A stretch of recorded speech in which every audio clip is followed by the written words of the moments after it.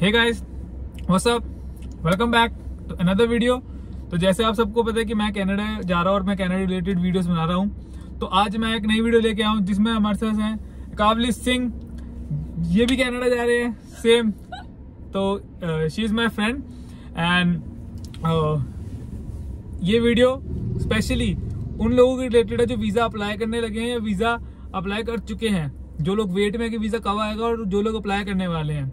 तो इन्होंने visa apply किया अपना, जब बायोमेट्रिक दिया उसके उसी दिन 12 घंटों में, उस दिन की रात को 12 बजे she got PPR on her IRCC portal.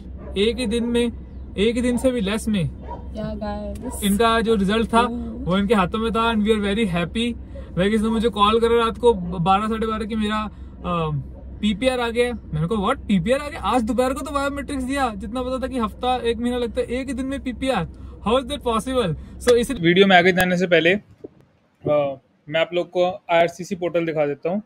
ये हमारे पास नीचे एक टेबल आ जाता है जिसमें हमारी सारी समरी आती है। तो 7 मार्च को अप्लाई करी, 7 मार्च को ही बायोमेट्रिक का कलेक्शन लेटर आ गया और 14 मार्च को सबसे पहले बायोमेट्रिक का वैलिडिटी लेटर आया और उसके थोड़े टाइम बाद ही पीपीआर आ गया, जो पासपोर्ट रिक्वेस्ट होती है। तो जो हमारा वीज़ा का प्रोसेस टाइम होता है ना, जो IRCC भी बताता है, वो तब प्रोसेस स्टार्ट होता है जब हमारा बायोमेट्रिक हो जाता है। जो वीज़ा का वेटिंग टाइम है वो तब स्टार्ट होता है।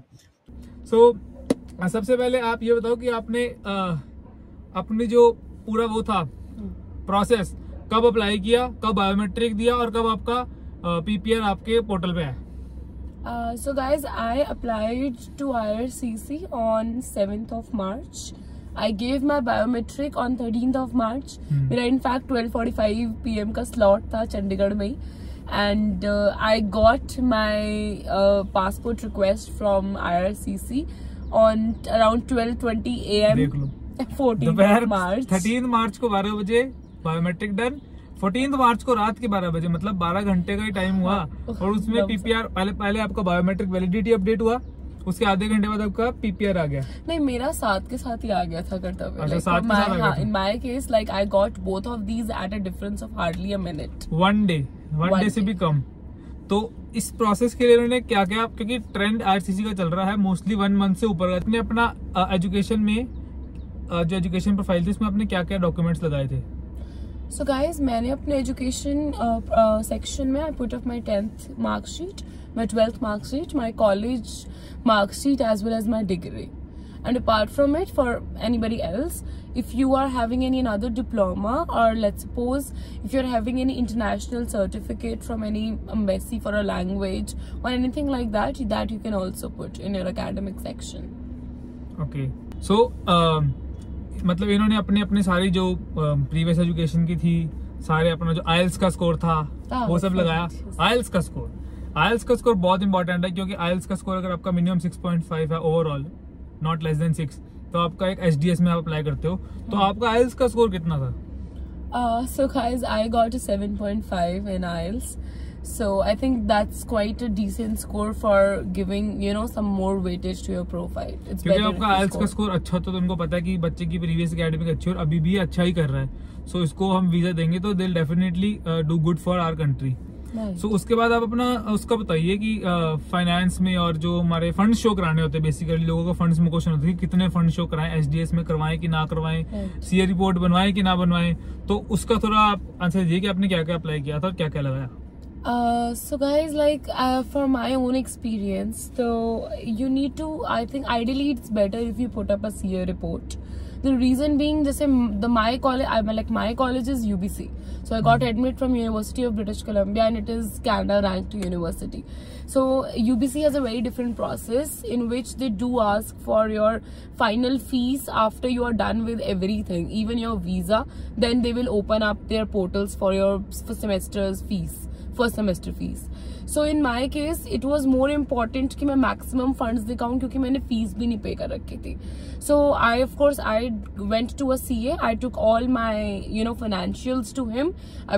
He got it validated, and I finally used that CA report as an index. And after that, I put up all my documentations as a proof.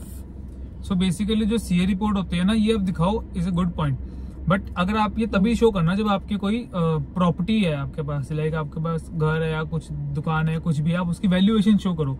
अगर आपके पास नहीं है तो आप नॉर्मली अपने लिक्विड फंड्स, बैंक के एफडीज, बैंक के accounts, अपना jewelries and all that sum दिखा सकते हो। That will also make a good impression. But इनके पास था तो उन्होंने सीए रिपोर्ट बनवा ली, जो कि इनका वो भी not good. Guys just reiterating कि एज मैंने अपनी फीस नहीं दिखाई थी तो it was important for us to show maximum funds. हाँ, क्योंकि मोस्टली क्या होता है कि कॉलेज आपसे पहले फीस ले लेते हैं, फिर आप जीआईसी भरते हो और उसके बाद आप अपने वीजा के लिए अप्लाई करते हो कि मैंने फीस दे दी, मैंने जीआईसी दे दी, मैं अप्लाई कर रहा हूँ। बट इन्होंने अभी अपनी फीस देनी थी, तो फीस देने से पहले इन्होंने थोड़े फंड ज्यादा दिखाए कि मैं फीस दूंगी, उसके माइनस होकर मेरे पास अच्छे फंड्स हैं। लाइक अगर आपको फंड्स दिखाने हैं तो आप अपनी जितनी आपकी नेक्स्ट ईयर की फीस है, या इनकी चलो अभी इन्होंने पे करनी थी, तो आप अपनी यूजुअली नेक्स्ट ईयर की फीस से डबल दिखा सकते हो, उससे थोड़ा ज्यादा ही दिखा सकते हो कि मेरे पास लाइक 10 लाख मेरी फीस है तो मेरे पास 20 से 25 लाख पड़ा है। नहीं तो आप लोन भी ले सकते हो, loan is also good option, उसके भी आपके डॉक्यूमेंट्स बनते हैं लोन के, तो आप लोन लेके भी अपना आगे अप्लाई कर सकते हो। तो अब बात करते हैं एसओपी की। देखो एसओपी का होता है ना, वो बहुत इंपॉर्टेंट होता है। आपको वीजा ऑफिसर को बताना है कि मैं कनाडा, मेरा पर्पस क्या है कनाडा आने का। तो अगर वो आपके पर्पस सेटिस्फाई है ना, तो आपको 1 दिन में वीजा दे देगा, जैसे इनका दिया। और बाकी सारे प्रोसेस भी अगर आपको डन है, बायोमेट्रिक अपडेट है, मेडिकल अपडेट है, सारी चीजें आपने सही करी हैं, तो अगर एसओपी भी सही है आपकी विद ऑल द डॉक्यूमेंट्स, तो वीजा रिजेक्ट होने की कोई चांस ही नहीं है, आपका वीजा आएगा ही आएगा, 100% आएगा। तो एसओपी के बारे थोड़ी लाइन्स बताओ, क्योंकि एसओपी बहुत इंपॉर्टेंट पार्ट है। तो हम will discuss some points of SOP there. अगर आपको चाहिए कि पूरी एसओपी की डिटेल चाहिए कि जो 1 डे में वीजा कैसा है, क्या क्या पॉइंट्स एग्जैक्टली कवर किए, तो आप कमेंट्स करो। तो अगर कमेंट्स आएंगे तो will definitely make a video on that also. So guys, as Kartavya mentioned, SOP is a very important thing because अब SOP को समझिए, it's a part of it's an area through which you are communicating to the embassy, you're communicating to the higher organization. So मैंने अपने statement of purpose में अपनी academic qualifications properly बताई थी। I had a work experience also, तो मैंने अपने work experience, अपने social experience के बारे में बात किया था, if you do have. Apart from that, I talked about in particular why I chose UBC, the major purpose behind choosing the particular course in UBC, how that course aligned with all my previous education, and the most important point, how after gaining all the valuable knowledge, I can give something back to my home country. That is a very important area that you do show, you highlight that whatever you are doing, whatever you are studying in Canada, after that you will get all the knowledge imparted in your head and you will do something good for your own country, you will come back. That's an important point.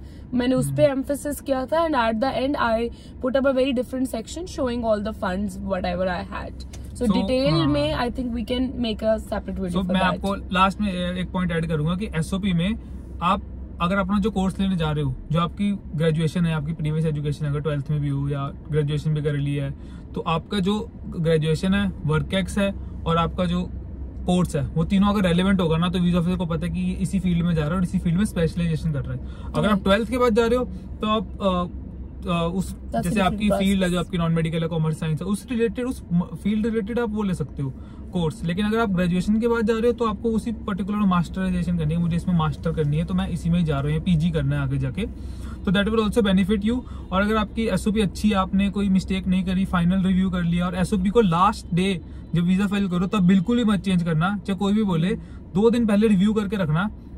मेरी video बाद में आएगी SOP related और मेरा कितना time लगा visa का। मेरे को भी कम ही लगा था, 1 दिन से तो ज्यादा लगा था, लेकिन यूजुअली जितना बाकी लोग होते उससे काफी कम था, मेरा बहुत जल्दी आ गया था मेरा भी।